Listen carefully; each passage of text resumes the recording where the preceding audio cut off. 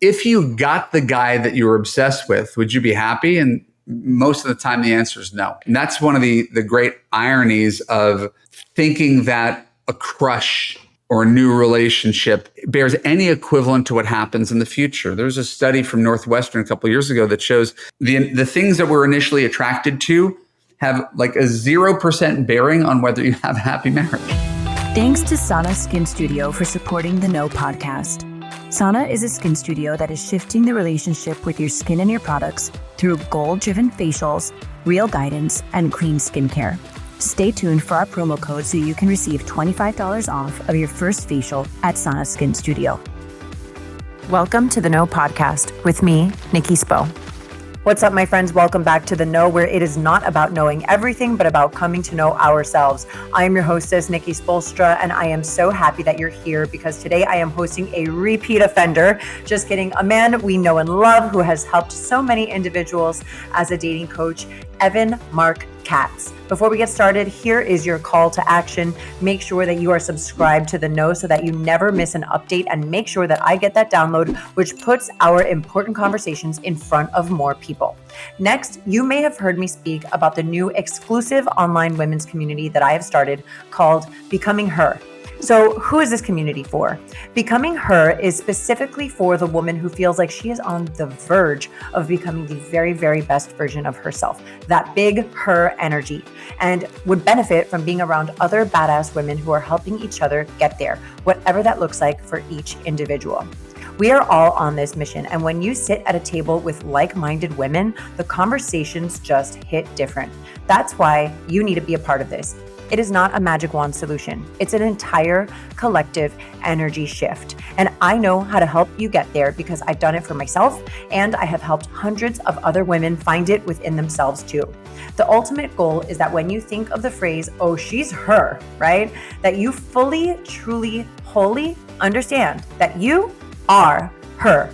You are her. You are the woman you've always wanted to become. You have self-actualized the energy, you embody it, and you know exactly who you are and what your integrity means to you. We meet once a week and talk about all of the things, and we have experts in the wellness industry jump in for exclusive webinars, plus so many more perks that you can learn about on the site. I'll drop the link in the show notes so that you can sign up. Right, so let's get going with Marc Katz, who became the world's first dating coach back in 2003, specializing in helping smart, successful women create lasting love. He is the author of 4 books. His Love You podcast has over 2 million downloads, and he has been featured in hundreds of media outlets, including Today, the New York Times, and the Wall Street Journal. Last episode, we talked about the dating game. You should definitely check that one out. But today we are talking about relationships. Let's get started. I'm going to retell you this story about how the last time I hosted you, you told me to cut everybody off my roster who couldn't get to my house in 30 minutes, right? You said that, right? And the punchline is you didn't listen to me and you're happy. And so there you go. That's the punchline, ultimately. But I did listen to you at first. Like there were some people maybe out of towners, like just like filling the time, right? You know, I had been dating somebody since last year, going on dates. And nothing ever like developed. This guy lived about an hour and 20 minutes away from me. So like they never really got like the ball rolling on like consistent dates, right? So nothing ever really progressed. And then I hosted you and you're like, cut everybody off the roster who can't get to your house in 30 minutes. I was like, all right, this dude is low hanging fruit. There wasn't enough there for me to keep him around anyway. Cut him off the roster. And then I wound up cutting everybody off the roster. I was like, she needs a break. She needs a break. I'm done dating for a little bit. She needs a break to think about things, right? Then I started hanging out with this gentleman again. And the more as we reconnected, the more we talked about like our values in life, our shared views on things, the more we started to be like, oh, wait, there's something really, really beautiful here. We have a lot of the same interests, right? And now, even though he lives not so close to me, it's easy to see each other. And one of the main reasons is that like, I think when you're a divorced parent, that's a big thing, like bringing somebody around your kids. And at least in this stage of my life, Evan, I'm like, I'm not looking for a stepdad for my kids. I'm really not interested in having another man to have to co-parent with. No thanks. I already co-parent I already have one person I consult with about my children. But for now, I'm like, how nice is it to just have a beautiful adult romance without the burden of having to child rear together? And that when I am in mom mode, I am in mom mode. And then when I am in my personal life mode, I can like deep dive into that and feel really, really grounded and present in that and like have this beautiful romance without having to co-parent. I think that's a new business model that people haven't necessarily done historically. And most importantly, if it's working for both of you, that's all that matters. The only question as a guy who's in my seat is what happens when, I mean, you said you're dealing with a baby, so he'll be sort of perma boyfriend. If things work out, he'll just be perma boyfriend. As long as that's what you want. Sometimes people get into something, it feels really good, and they don't think 1, 2, 3 steps ahead. As long as you're cool with being in the here and now, and that's enough, that's great. Like, I've made it clear that like my goal in life at some point is to get married. Do you want that for your life? Do you want a life partnership? That to me is a big deal breaker. I'm like, I don't necessarily want to blend families now. And even if we decided to like, let's say ultimately, he's like, yes, I want a life partner. Marriage is on the table, right? I'm like, okay, good. Now we're talking. We have similar goals. Now we can like proceed to get to know each other and see if this works. I also think that like people think that relationships have to be a certain way. So what if while my kids are small and his kids are small and we like the way that things are right now, we say, you know what? We are life partners and we are good together. And maybe down the road, I don't know that there's ever like a rush to introduce the kids. Right? If it's not affecting them, like if it doesn't take away my time from my children and being the best possible mother that I can be, it's not taking away from them. They have all of their lives to meet somebody who can come into my life as a potential partner. I don't get these years back with them as they're little. Yeah. No, I mean, I think it's hard to create your own paradigm, especially if we don't see too many other working models of it. I was talking to someone yesterday whose entire life experience was witnessing her parents' arranged marriage, first generation Indian, right? And then getting married, cheated on 3 times and divorced.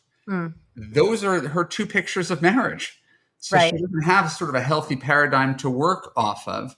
And sometimes that's all we're doing is reverse engineering what does work. There are best, not that everybody has to agree on everything, right? But there are reasons that marriage historically has been a thing. The problem is our needs have changed within the marriage. Once upon a time, marriage was, we're going to have 9 kids and they're going to work the land and 3 of them are going to die. Yeah, right. But we're going to have, we're going to have enough people, we're going to have enough food on the table. And that's what it was. And then it turned into about love. And then we realized if you were the quarterback marrying the cheerleader, for lack of a better term, in your little town of 150 people in rural Indiana, didn't really give you much choice. And a lot of people felt trapped in those relationships, 21 years old, starting to build families. And now we've gone far to the other end of the spectrum where everybody wants everything from their partner to almost an impossible degree. Yeah. And so we're trying to find that middle ground between maybe our parents' generation feeling trapped. Yeah. And the freedom of, I don't need a man, I need a polycule. And there's probably some working model that we're all kind of tinkering with right now. I think that like the most fascinating thing in my like experimenting and dating world has been to be radically honest and see where it lands, like, and expect radical honesty from people.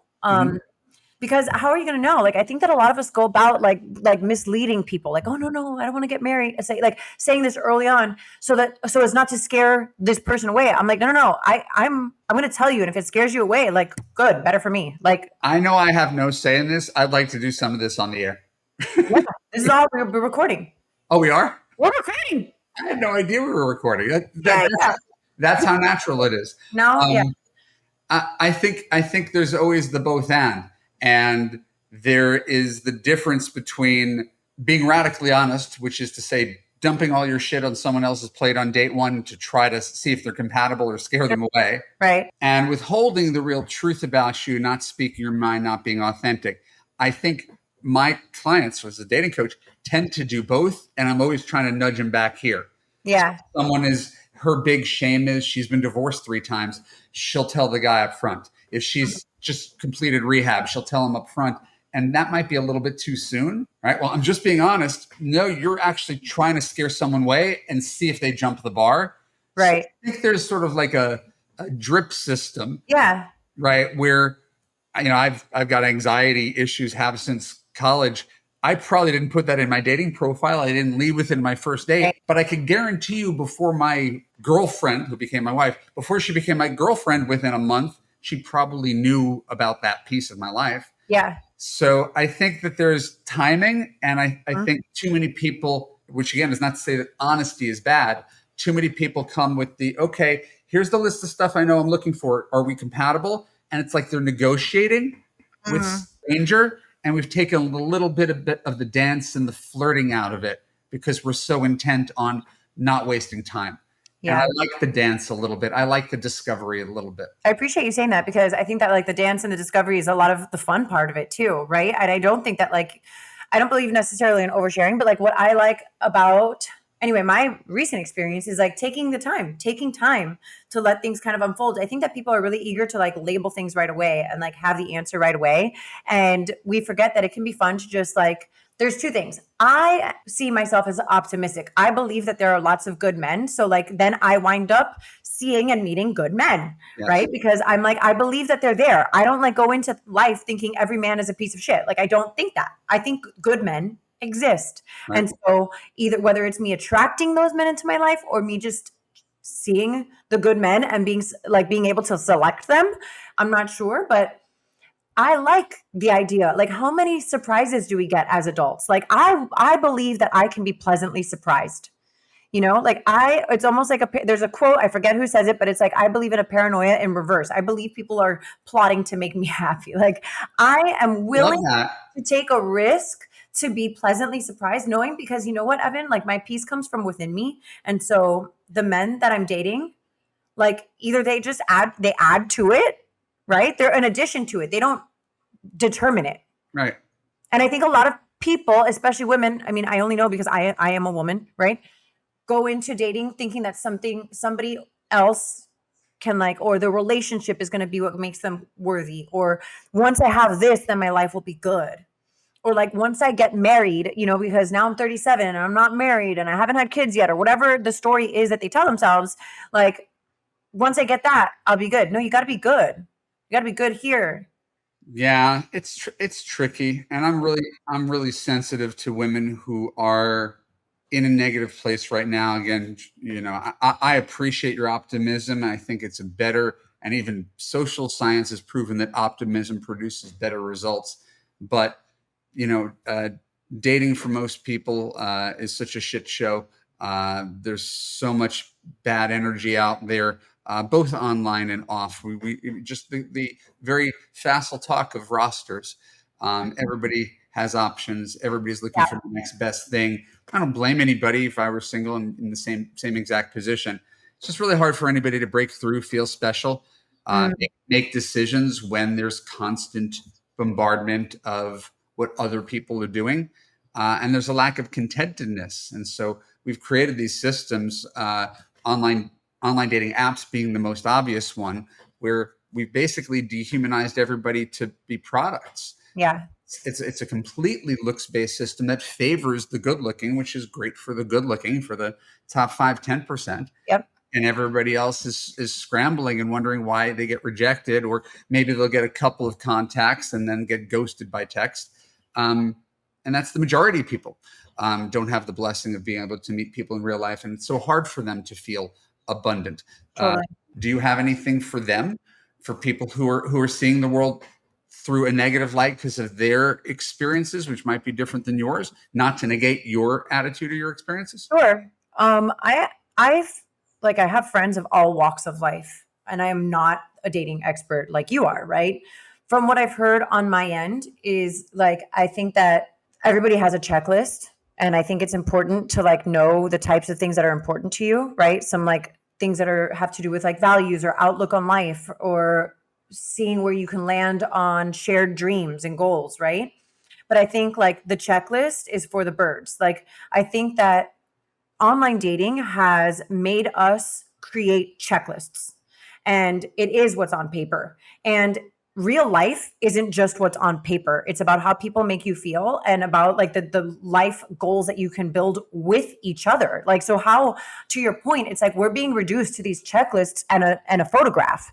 Like that's not real life. Sorry, it's not. And so when I hear girlfriends of mine who are like, well, he's got to do this and he has to have this job and he has to be this tall and he has to be this race and he has to have no kids and never been married. I'm like, oh my gosh, you've narrowed your dating pool down to 0.2%. Like, where are you going to find that person? Like, and not considering their checklist for you, right? So how are we ever going to become compatible with people? I remember like when I was newly divorced, it's not like I went out with everybody, but I was like, okay. I was like, let me meet people, because you know what? I had been married for so long and with a partner for so long that I didn't even know what I liked anymore. Like, I don't even know. I don't even know what's out there. Like, how do I even know? So like, I was like, okay, you want to take me on a date? Okay. Like, I'm not going home and sleeping with everybody. I'm like going and seeing like, oh, I don't really like that too much. Yeah, that's not really my cup of tea. That's okay. All right, cool. Maybe I'll keep talking to this person a little bit, get to know them a little bit better and see what I like and learn what I like and be willing to say, okay, that's not for me. Oh, you know what? I wasn't that person's cup of tea. Okay, it's not personal. It's not personal. Like, I don't think anything is personal. I mean, and it's hard, right? Because it feels personal. When someone doesn't like you, it feels personal. But yeah, I want to give you credit. I'm kind of smirking over here. You sound like a dating coach. Do I really? You're saying things that I've been saying for years. Oh, I love that. Which is because you talked to me initially. I took what you said on our first podcast recording and I ran with it in my life. Not taking any credit. I've been doing this for 20 years. There's thousands of people who do what I do now. It's a burgeoning industry. And I think the truth is a lot of these ideas have gotten into the zeitgeist because of social media, where people have a greater understanding of what's going on. That doesn't change their past, and it doesn't change their ability to struggle with online dating compatibility, communication, and raising their standards for how they're treated by men. And I think that's sort of the most sad and astonishing thing after all of my years doing this, is how many amazing women settle for less than stellar treatment from their partner, as long as their partner is cute or tall or rich or smart or funny. I remember dating a wealthy individual, and there were certain things that were like rubbing me the wrong way. The attitude, like a sense of entitlement, like an outlook towards women that I didn't really think was healthy or didn't align with how I view women, and like whatever. And I remember one of my girlfriends being like, oh, well, those are the types of things you have to deal with rich guys. And I was like, not for me. I am not willing to deal with that, no matter how much money a guy has. Like, so it's a no for me, dog. Like, it's a no for me. Right, but she makes a fair, if unintentional, point. Totally. And forgive me if I've said this before to your listeners, but it was on my mind because somehow it came up in a conversation yesterday. Good qualities come with bad qualities. That's true. It would be hard to find a self-made millionaire who doesn't work really hard or have to travel a lot. It would be hard to find a really gorgeous guy who doesn't know he's gorgeous and doesn't keep his options open and is used to women throwing themselves at him. It would be hard to find a brilliant guy who doesn't think he's the smartest guy in the room and is therefore arrogant and condescending and dismissive of your opinions and maybe socially awkward. Right? These things go together. Yeah, right. And so we talk about money again. It's always there. I don't remember everything I shared with you, but I have a friend who is in the 1% of 1% category, sort of Real Housewives territory. And I remember he said to me, Evan, you're the only guy I could go to Vegas with, because you're the only guy who wouldn't immediately get there and say, where are the escorts? And I'm in the next tier down. But once you reach this tier, the 1% of 1% tier, we're the guys who don't think rules actually apply to us, right? And that's our in-joke. Rules don't apply to us. And it would take an extraordinary person to be that moral person, which is why we see this in our politicians and preachers and athletes. And right, we're not even saying anything negative about them, except I think it's probably so hard to be the center of the universe Mm-hmm. and be strong enough to have the capacity to build your life around being a good husband, being a good father, being home at 5. Like I just think it's not built into the model. So if we get over I need to date the richest guy because I've done it before and I'm never going back from private jets. If you realize, hey, I've got some money myself, that opens up the world to say I can date all sorts of men based on how they treat me, how I feel. It's a bonus if he has money. Money's good. No one's anti-money. Right. How much experience do you need? And how much could you tell if this was not a public podcast about the shit that you've seen? Yep. I mean, it happens everywhere. Like you see it all the time. I mean, especially living here in Miami, right? Like the city is crawling with all of the things. And it's amazing. It's interesting that you said that because I literally right before our recording, I had a conversation with a woman named Lauren LaRusso. She deals with individuals who are in any position in an affair, whether they're the other person, whether they're the affair seeker, whether they're the spouse who doesn't know. She deals with all of these people. She's a psychologist. And she said there's 3 umbrellas of why affairs happen. One is entitlement. They feel entitled to them, right? And so when you're talking about like the top whatever percent, and it can be anything, like it can be of anything. Like I think that she said, number one reason of an affair happens is the sense of entitlement. Second reason is that a marriage is not worth protecting. They've reached a point in their marriage where they feel that it is not worth protecting anymore. And the third one is a complete lack of boundaries, right? And so I thought it was fascinating to have that conversation just moments before having this conversation with you, because it really is kind of, influencing how I perceive or think about, in this context of a conversation anyway, dating and people. And I think that ultimately, like when we're out here in the dating world, like it has to feel mostly good. I have moved away, Evan, from this idea that everything has to be, all of the things are good. Like I want things to be mostly good. Like I don't expect to be happy all of the time. I would like to be happy most of the time, right? And so with relationships, and Elizabeth Gilbert wrote the book Big Magic, and she's like, anywhere you go, you're going to have to eat a shit sandwich. Like in any job, there's going to be bad parts of it, right? Like you said, the good things come with the bad things too. So like, what are you willing to, like, what kind of shit sandwich are you willing to eat? Like, it sounds gross, but really. Hopefully it's as small as possible. I think for some people, the big upside comes with a big downside that's not as easily calculated when you're with that 1% high value man.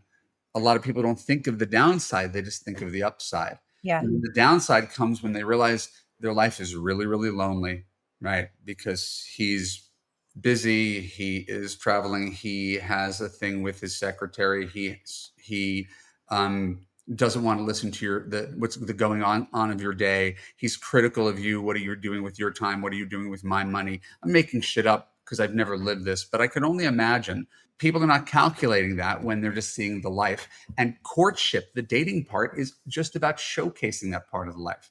It's not about the other side of it, which is why when people kind of get swept up, and I had a client who got married in 6 months that we were working together. She got engaged in 6 months, married within a year. I always tell my clients to slow down and wait at least 2 years. Yeah. So she was going really, really fast. And she came back to me and said, hey, do you do couples counseling? Right? Because she didn't really know who she was marrying. She got so caught up in the journey. And I think people, especially people who are getting married a second time, that's exactly what they do. They think I'm older, I'm wiser, I know what I want. Yeah. And they accelerate things. And did you know, Nikki, that second marriages fail at a 2/3 rate and third marriages fail at a 3/4 rate? So that's not indicting of the institution of marriage. That's just people. That's just our blind spots of thinking, oh, I'm 63 years old.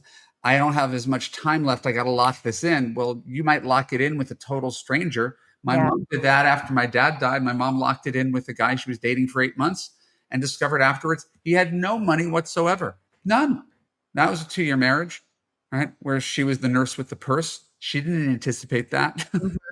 Yeah. Right? That's what happens when people think because I'm older, I'm a little bit wiser. And people tend to overcorrect. I don't know if we ever talked about the overcorrection. If your marriage lacked passion, you seek passion. If you're Right. a guy who had no money, you seek money. Right. And sometimes we go so far to the other end of the spectrum that we go out of balance. I've come to a place personally where I'm like, and I've started to question myself. I'm like, if I am meant to spend my life with this man, then I have all the time in the world. Like, that's why when I talk about like introducing people to my kids, I'm like, I'm not in a rush to blend my family with any man, because my kids deserve their childhood, right? Like, my kids deserve the best childhood that I can give them, and the most, predictable within the most part, because children thrive in consistency and prediction. They do. There's studies that show it. So why am I going to rush into a scenario where I'm introducing a man to my children, especially when they're so little? For what? If I'm supposed to be with this man forever, then there will be plenty of time for everybody to meet each other down the road when it makes sense for everyone, right? So when I think about building a life with a man, is it something that I want to do personally? Yeah, I do. I would like to get married again someday. I would like to be in a committed life partnership, right? I like exclusive relationships. I like monogamous relationships. If I am going to be with a man for a long period of time, then I do not need to rush into anything. Amen. And like, you know what? Because what also goes hand in hand with that, Evan, in my belief, is that I have enough peace within myself to sustain that sense of unknowing, or like, when is it going to happen? Because it's human nature. I think it's human nature in dating. Like, oh, what's the next step? Right? Like, you're in a job. You're like, what am I going to do next with my career? Like, what are my kids going to do? What's their next reading goal that I have to get to? It is human nature to want to progress. We do this. So of course, why wouldn't you do it? Oh, things are going really well with this guy. What's the next step? What's the next step? Like, can we slow down a little bit? Obviously it's different if you don't have kids and you're a female and you're like, I want to have kids, right?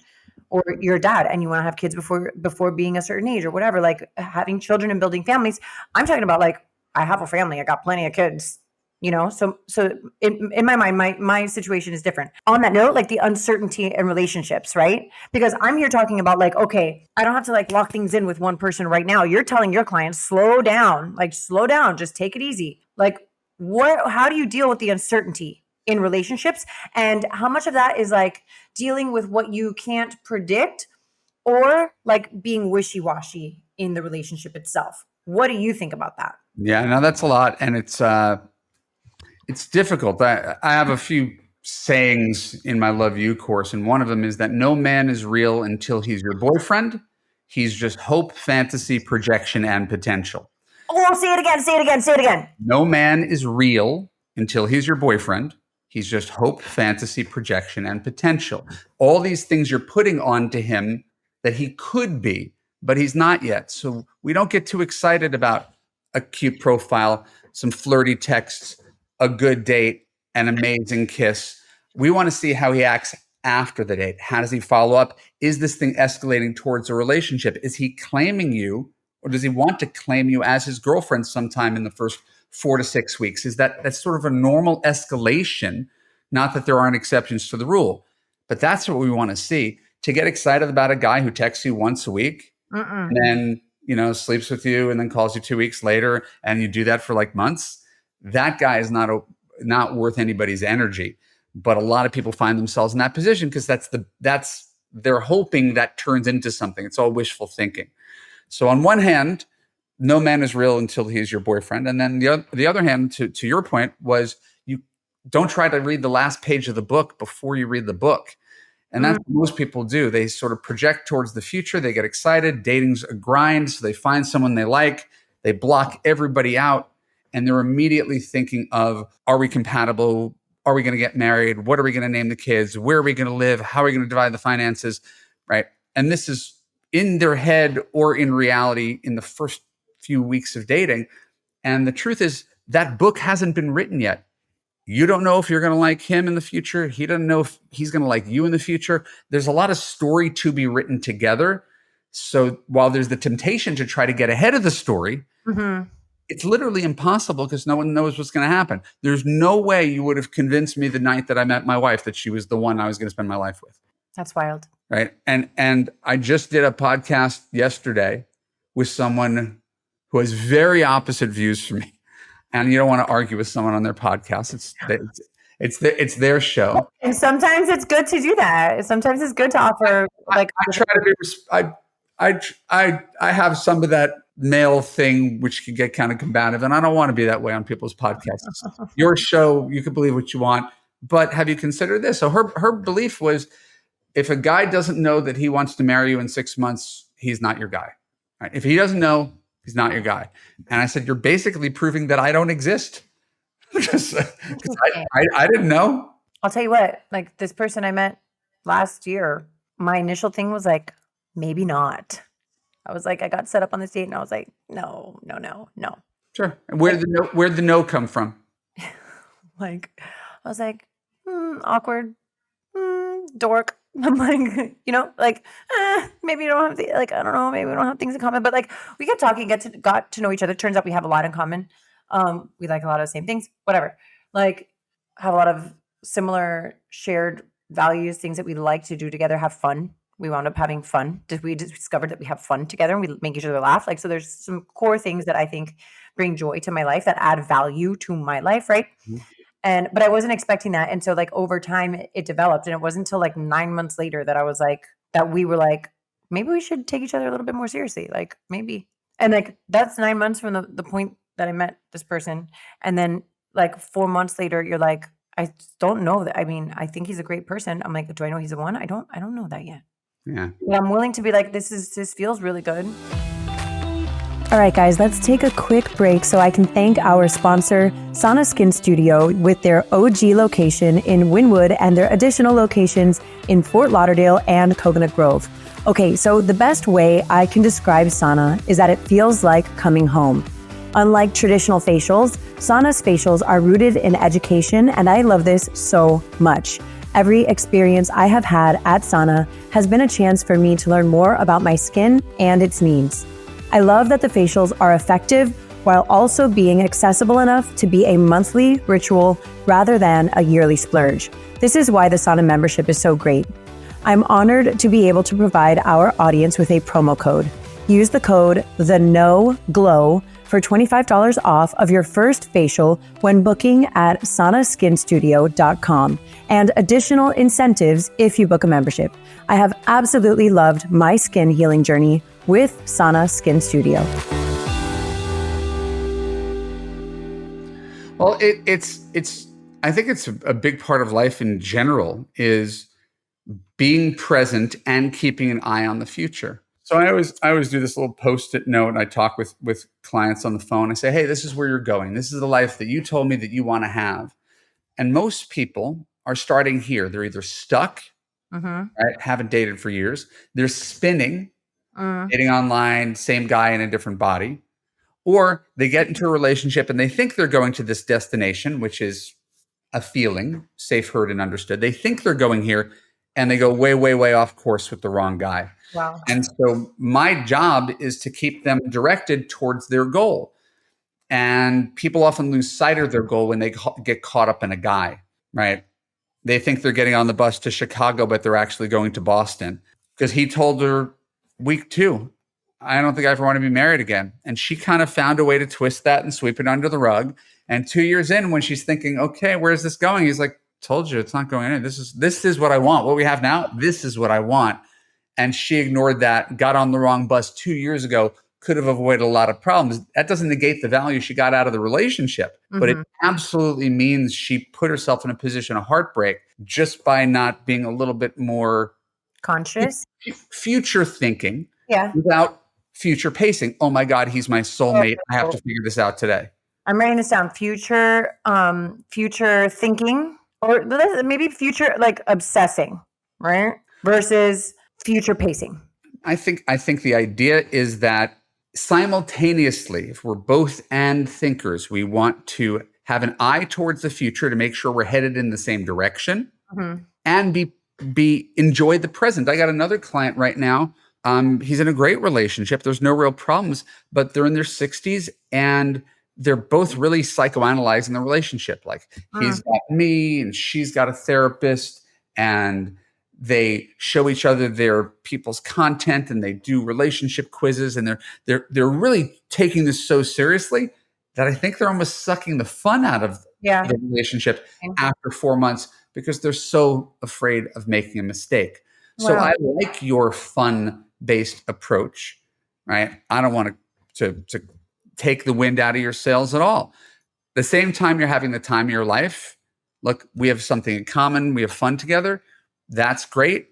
Having something in common and having fun together will not be the story 15, 20 years from now. You still have to have, you still have to have that as a baseline, but it's all the little stuff. Yeah. How do you handle conflict? Oh my God. How do you handle, theoretically, living together, housework, money, religion, politics, Totally. Family, the importance of, introversion and extroversion, all these things that come with a more integrated life. That's always been my problem with long distance-ish, is that you really don't get to test that thing out when you're just kind of the fun weekend relationships. So those are great, but they have a chance of imploding when you actually test it out in real time. Right. I totally agree with that. And I think it takes time to learn about those things, right? You don't learn about those things like right in the beginning. You have to take time and investment and take risks. You have to be willing to be vulnerable and learn about yourself and learn about the other person, and also stay I think rooted in what you believe is to be in integrity for you, right? You have to stay rooted in that. I do believe I have listened to a lot of dating coaches talk about whether or not, compromise. And Wait, do you have a roster of dating coaches? Am I just one in a roster? I'm not just one in a roster. I'm with you. You're the dating coach, Evan. I tease. It's fun. So you're listening to dating coaches and they're telling you. Online and content that I consume on the internet. Yeah. And we there's a lot of buzz around compromise, and I think that there's a better way. A compromise to me kind of feels like I'm losing something. What if I can find a way where there's another word for it. I'm losing it right now, but it's not so much about compromising in which feels more like a sacrifice, but meeting each other in a place where you can mutually give, rather than feeling like you have to take away something in order to receive it or give it. Right. Love should be additive. It shouldn't take away. And my definition, the difference between settling and compromising is that you compromise your way into happiness and you settle your way into misery. Yeah. They both involve trade-offs. It means you're giving something up. Right. I'm giving up the freedom to sleep with other people. Right. What I'm gaining is so much greater that I don't spend too much time thinking about that calculation. Right. Right. So we all compromise. We might not like the word, but we all compromise in everything. Your home is a compromise. Your friends are a compromise. Your family is a compromise. Your kids are a compromise. Right. Everything's a compromise. And we make peace with that compromise. Love, for some reason, we don't think we should have to compromise on anything. Right. Right. We think we should get all the good qualities, none of the bad qualities, and that they should ignore our bad qualities and focus only on our good qualities. Right. So love has a unique way of, I don't know if it's deluding us, but if we just sort of reframe it as, if this thing doesn't change for the rest of my life, could I be happy? Yeah. Is that a compromise I'm willing to make? My wife was not, again, the person I spent my life looking for, but I was so happy. The relationship was so easy. I felt so accepted. And it's been 17 years that whatever compromises I have to make to be with her, and I could tell you about them, but no one would want to hear it, or the compromises she needs to make to be with me, that's not the story of our relationship. That's just two different people who have slightly different worldviews, and you got to work around them when you're part of the same household. That you talked about that, your shit sandwich. No one escapes without that. Right. But that's 5% of the relationship. So if you just ask anybody what percent of your relationship is good, they better give you a 95%, because anybody who's I don't know, we fight 50% of the time, that's a bad relationship that's on autopilot. It comes back to my perspective that things should be mostly good. Yes. It should be mostly good, mostly happy. It's mostly easy. I'm at a point in my life anyway, Evan, is that you said, I think the 3 words you mentioned were safe, loved, and understood. Yeah, safe, heard, and understood, but yes. Safe, because I want to write that down. Safe, heard, and understood. Ease to me is really important these days, right? I'm I've had a lot of struggle in my life. I want things to be mostly easy. If I don't want to be constantly at war or like Right. mostly in war or mostly having to like sacrifice, right? You probably had to you had to have gone something to had to go through that to appreciate that and understand that that's actually a realistic goal for people who've only chosen difficult partners or incompatible partners where it's always been work, or they witnessed a marriage where their parents always fought. They stayed together for 50 years, but they fought. Their normal is difficult. That's their baseline. Right? They don't know that there's a possibility. Embarrassing story. I'll share an embarrassing story. When I was in my early 30s, I dated someone and I fell for her so hard. Within weeks, I was telling her I loved her, the whole love Lauren thing. She was 6 years older. She broke up with me after about 3 months and I was devastated because I thought she was perfect. And she says, "This is the most difficult relationship I've ever had." And I said, "This is the easiest relationship I ever had." I didn't know. And there was the first time in my life that I recognized that I was the difficult one. Oh, and wow. that for me, the way to happiness would be to date an easygoing person who accepted me. That would make me be more agreeable, affable, less kind of masculine energy controlling. So that's the thing is, if you're kind of masculine energy, having someone who's easy might not be the thing that makes your heart pound the fastest, but it's the thing that actually brings out the best in you. It brings out the softer side of you. Type A's often do well with type B's. Not that the type B's are doormats or have no personality, but you could probably even look at your friends who are married and say, which one's the easy one? Which one's the difficult one? And you could probably figure it out. Totally. Something that I've been thinking a lot about recently, Evan, is like collaboration, right? When I think about like sacrifice and compromise and collaboration, like how willing are couples to collaborate with each other, right? Instead of sacrificing so much, like we talked about avoiding this like attitude of sacrificial like agreement. Yeah.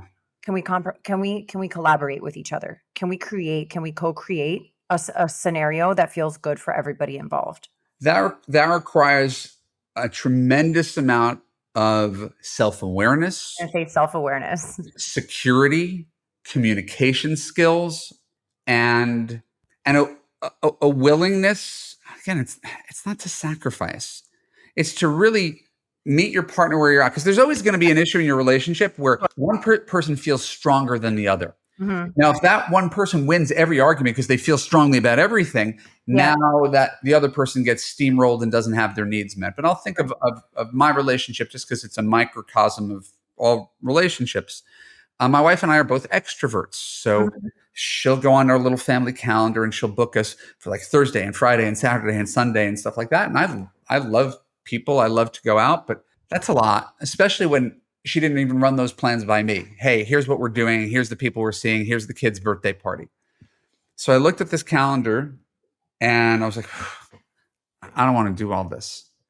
But I sat her down and I said, hey, again, this is the communication part. And anybody could do this. There's a formula for this in Kiss Your Fights Goodbye by Dr. Jamie Turndorf, right? Nonviolent communication, compliment sandwich. Hey, honey, I love that you take the reins in our family and make stuff happen, and that you're the mayor of Woodland Hills and you know everybody and you're plugged into everything. I think that's awesome. It's what we moved here for. You're the social chair, right? And I love that I don't even have to think about some of this sometimes. But when you book me on 4 consecutive nights, especially for things I might not want to do, I feel like I've got no say in my own life. And maybe I'd agree with it, maybe I won't, but in my life, I just want to be able to say yes or no to something before you call it a plan and RSVP to it. So in the future, could you run this by me? Yeah. And could you let me out of one of these 4 events that might not mean as much? That was a very reasonable take. Yeah. Instead of, what the hell are you doing? I feel like you're controlling me. Right? There's 2 ways to handle that same situation. And because I gave her a reasonable pitch and didn't attack her, she didn't feel attacked. She didn't engage in fight or flight, defensive, insulting me, bringing up old stuff. We got to just fix that one problem like that. And couples who both have the capacity to do that, be good communicators, nothing has to really flare up into something big.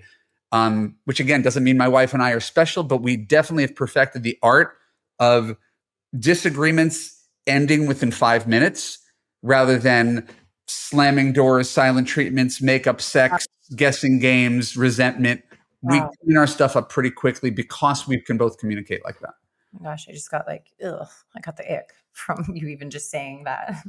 Like the bad part, the slamming doors and the silent treatments. Like, yeah, and that stuff is common. You read the the Gottman's work, the 7 horsemen of the apocalypse. Like these things are things that people naturally do, and they fall into their patterns. And they're not bad people, but they're often mismatched. Or sometimes you have people who they bring out the worst in each other.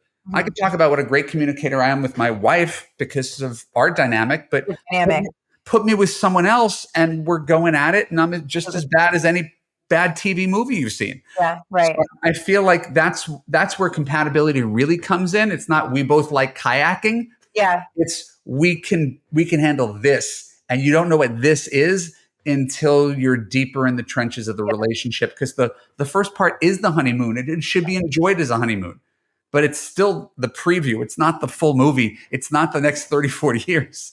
I think it's been really insightful to see how people handle conflict, or like also for me in my dating life, like seeing how other people handle conflict versus what brings out. Obviously, I'm in control of myself, right? I'm responsible for my own actions and choices, but I can definitely now observe with greater clarity of when certain behaviors trigger unhealthy responses in me, right? And so is this an environment in which I can see myself being successful and collaborative in, or resorting to combative behaviors that might not be in the best interest of my personal health or the health of the potential relationship? Right. And the hardest part about this, if you are my client, a high achieving, smart, strong, successful woman, is the higher you go up in that food chain, the more you're going to get the ego and the my way or the highway and the control. Not exclusively, there's always exceptions, but the more you want that. And so that's usually where people's dilemma is. What's that point on the graph where I could find a guy I'm attracted to and respect, right? Who will mostly say yes, dear, right? Because those guys are generally not yes, dear guys. Yeah, I hear that. Right? That's really a challenge, because yes, dear is the answer to most relationship discussions on both sides. That's so true. It's so true. So once people are like have established, well, actually, before we even go there, like how do we get to the commitment conversation, right? Like do you think that there's somebody who should be spearheading this conversation, like the male or the female, or like after a certain amount of time? You mentioned that there should be a steady progression over time, right? I think we want to start with the intention, right? Not date one, will you marry me? Right. But revealing sometime in that first month of dating that you're marriage oriented, so you're at least headed in the same direction. Yeah. Right. And at some point in that 4 to 6 week mark, made up numbers, you take down your profile, start sleeping together, become a couple, make it official. I don't do situationships. I think they're a recipe for disaster. So we commit first, we have sex second, right? It could happen at the same time, but you're not sleeping with someone where he's still on Bumble the next day and you're wondering if he's going to text you. We build up enough trust that you could both say, hey, let's give this thing a shot, right? And now you've got, again, a good 2 years to worry about this. What I'm hoping is that the guy is driving the commitment conversation from the beginning, right? Because he has as much at stake as you. He's not there to waste your time. There's lots of guys who do. They're thinking of themselves. But I can tell you that in my relationship, I was the one who was driving the commitment. I was the one who was worried about her fertility. I wanted to have 2 kids and she was 38 years old. So I was absolutely the one who was acutely aware of the time frame. When you're past the childbearing thing, it's not as intense. It actually allows you to slow down a little bit. Right. But you do, in general, you don't want to have to pull someone through the funnel. You want them to go willingly through, and you're the gatekeeper, right? I like that. Guys are like, it's been 5 months. You want to move in together? That's really sweet. I'm not ready to do that right now. Yeah. So I'm not against women saying, I love you first if that's how you feel. But we really want guys to, in general, lead, because that lets you know how serious he is about it. If you have to be like, Jim, it's been 3 years and you said, like, you're already not playing a strong hand. Yeah, I think that a lot of women, they have this like pick me energy, like they want to be chosen, right? So then like women will tend to ask like, oh, do you choose me? Do you choose me? Do you choose me? Show me how you choose me. Show me how you choose me. Prove how you choose me. Prove it. Prove it. Prove it. Prove Yeah. it. And so like, I think the answers are a lot more obvious than we want to believe them to be, right? Like if he's not saying he loves you, like he'll tell you. Like I think that guys are a lot more straightforward than we give them credit for. Like Correct. he'll tell you when he is. Like Yes, I say men do what they want. All you have to do is listen and listen and pay attention. A guy who you've been seeing who's literally never talked about commitment, never talked about kids, you could say to him after 8 months, so do you ever want a family? The fact that he never brought up kids in the first 8 months should have been the first indication. Exactly. Right. Exactly. So you couldn't go out with me for, a few weeks without knowing, oh, this guy really wants to be a dad. Like that's not, I'm not saying you should be the mother of my children, but I want to be a basketball coach one day. True. I'm my son's basketball coach. I always wanted that. Yeah. And people shouldn't be shy about just letting that out there, and either it lands well and it turns someone on or it turns them off. So again, it's that not dumping your whole future on them, not trying to figure it all out, and still paying attention to the signs they're giving instead of sweeping them under the rug, because it's inconvenient that he's not going to be your person. So we just, we contort ourselves because I want him to be. Maybe I can make him. Maybe I can make him love me. Maybe I can make him commit to me. He said he wasn't looking for anything serious now that he's only separated. He's not getting back together with his wife. So, but is he going to be in any rush to get married if his divorce papers aren't signed? No, he's not. Yeah. Red flag, run. Doesn't matter if he's emotionally available to you. He treats you really well. That guy is nowhere ready for a commitment because he's just getting out of one. Yeah. Wow. Good point. So a lot of this is predictable, but emotions are stronger than logic. We could come here and talk on logic our way through relationships, but unless you have someone whispering logic in your ear, the emotions usually take over, and that's how we make these pretty common mistakes. Yeah. So then, okay, so if we're talking about like the natural progression of relationships and how men should generally be in the driver's seat, and women, we should, even though whether we want to admit it or not, we probably have the answers to our questions just by observing their behavior. Right. Like, how do you recommend that people deal with self-doubt in relationships? I recommend that people deal with self-doubt. That is a large and tricky question. In my Love You course, I have the first month of the course is on confidence. And it's before we get to anything about online dating relationships. We do the whole first month on confidence, because if you don't have confidence, nothing works. It's the umbrella under which everything resides. So if you lack confidence, it's going to come across in your texting. It's going to come across in how you communicate in your boundaries, and how you deal with sex, in how you demand that you're treated. And a lot of people, when their confidence is low, all of that kind of goes away, and they end up repeating their patterns. Right? They choose guys who want a relationship where they steamroll the woman and they get whatever they want. And that's why I tell women, you're the CEO of your love life. Right? People who lack confidence are always the intern. Please pick me. Please pick me. And we need to turn you into the person who's like, no, you're auditioning for the job with me. You don't have to say that. You don't have to be a bitch. You don't have to have an attitude. Yeah. Just internally knowing, hey, if you don't treat me right, I'm out of here. You don't have to tell anybody that. It shows up in how you come across. I feel that energy when I talk with you, but it's far more complicated than just saying confidence, authenticity, and hitting people over the head with their buzzwords. You actually have to start to, and there's a cycle here. You get practice doing it, dating. Yeah, for sure. Experience leads to a modicum of success, what we call small wins. Mm-hmm. The more small wins you have, the more you're like, I could do this. Do this, totally. It breeds more confidence. So confidence, experience, success, they all fold into each other. The more you do it, the better you get at it. The better you get at it, the better you feel about it. The better you feel about it, the more men respond to you. And that can't be done in theory. You could do all the therapy in the world, but until you realize I could go out on a date with a guy, I can make 90% of guys like me. Even if I only like 10% of them, I can make 90% of them like me. That's kind of a superpower. You're looking at your superpower. You just discovered you were super. I'm saying that's my superpower.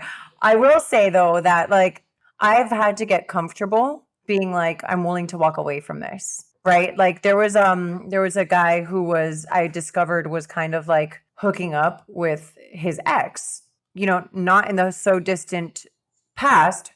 And I was like, okay, that doesn't work for me. Like I can understand having a roster of new people that you're trying to date, you're getting to know a bunch of new people, but for a person to say, I know that relationship is not going to work out for me, and I am still going to go back to it.